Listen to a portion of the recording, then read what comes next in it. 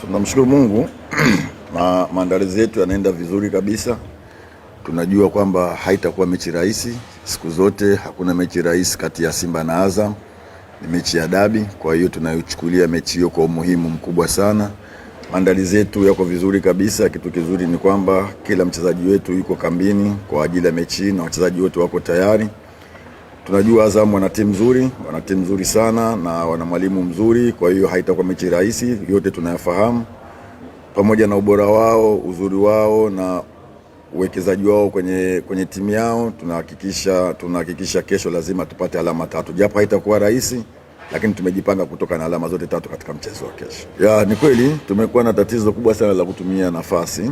Ukiangalia game zetu za nyuma tumetengeneza nafasi nyingi sana, lakini tumekuwa kuzitumia imekuwa ni shida. Hata mechi iliyopita tumepata matokeo, lakini tumetengeneza nafasi nyingi sana. Kama tungeweza kuzitumia tungeweza kupata matokeo zaidi ya haya. Tumekuwa tukilifanyia kazi sana kwenye swala hilo kwenye uwanja wa mazoezi, kuhakikisha nafasi tunazozipata lazima tuzigeuze kuwa magoli. Kwa hiyo tutahakikisha kesho nafasi tunazozipata tuweze kuzigeuza kuwa magoli na kuweza kupata alama 3 katika mchezo wa kesho.